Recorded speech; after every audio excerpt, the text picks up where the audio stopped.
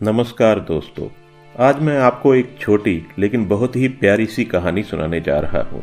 कहानी सुनाने से पहले मेरी आप सबसे एक विनती है कि आप हमारे चैनल को सब्सक्राइब जरूर कर लें।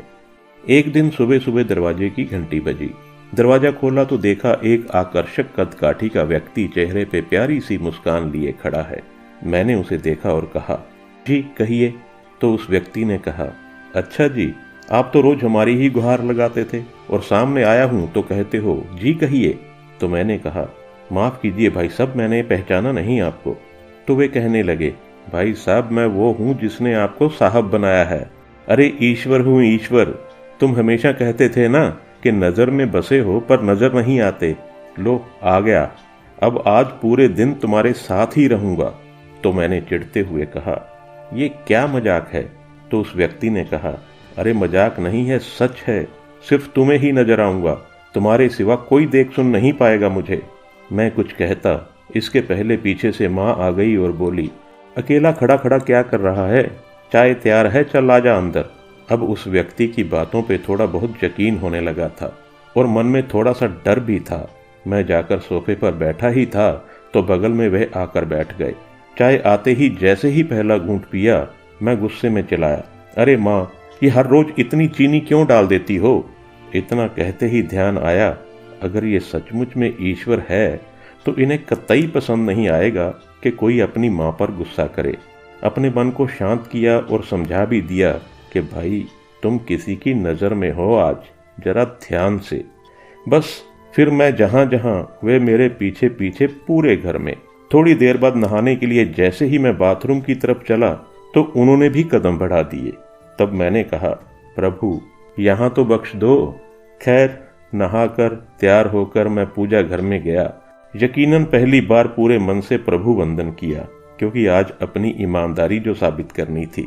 फिर ऑफिस के लिए निकला। अपनी कार में बैठा तो देखा बगल में महाशय पहले से ही बैठे हुए हैं। सफर शुरू हुआ तभी एक फोन आया और फोन उठाने ही वाला था कि ध्यान में आया, तुम किसी की नजर में हो। ध्यान में आते ही कार को साइड में रोका, फोन पर बात की और बात करते करते कहने ही वाला था, इस काम के ऊपर के पैसे लगेंगे। पर ये तो गलत था, पाप था, तो प्रभु के सामने कैसे कहता। तो एकाएक ही मुंह से निकल गया, आप आ जाइए, आपका काम हो जाएगा आज। फिर उस दिन ऑफिस में ना स्टाफ पर गुस्सा किया, ना किसी कर्मचारी से बहस की। 20-25 गालियां तो रोज अनावश्यक ही निकल जाती थी मुंह से, पर आज सारी गालियां कोई बात नहीं, इट्स ओके में तब्दील हो गई।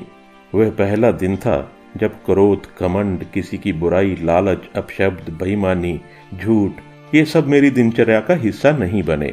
शाम को ऑफिस से निकला, कार में बैठा तो बगल में बैठे ईश्वर को बोल ही दिया, प्रभु सीट बेल्ट लगा लें, कुछ नियम तो आप भी निभाएं। उनके चेहरे पर संतोष भरी मुस्कान थी।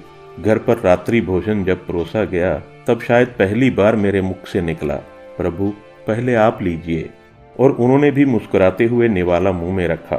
भोजन के बाद माँ बोली, पहली बार खाने में कोई कमी नहीं निकाली आज तूने, क्या बात है, सूरज पश्चिम से निकला है क्या आज।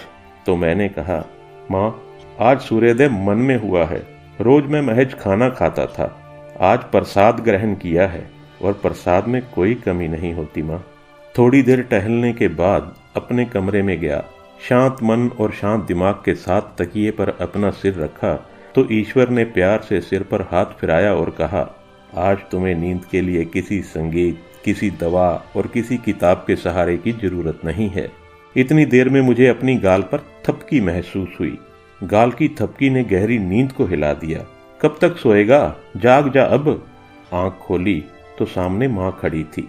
मैं समझ गया कि जो कुछ भी हो रहा था सब सपना था। हाँ सपना ही था, पर आज का ये सपना मुझे जीवन की गहरी नींद से जगा गया। अब समझ में आ गया उसका इशारा कि तुम मेरी नज़र में हो। दोस्तों, भले ही वो हमें नज़र नहीं आता, लेकिन हम हमेशा उसकी नज़र में रहते हैं। और जिस दिन हम ये समझ गए कि वो देख रहा है, उस दिन से हमारी जीवन यात्रा सरल व सुखद हो जाएगी। दोस्तों, यदि आपको ये कहानी थोड़ी भी अच्छी लगी हो तो वीडियो को लाइक, कमेंट और शेयर कीजिएगा और हमारे चैनल को सब्सक्राइब करना मत भूलिएगा। धन्यवाद।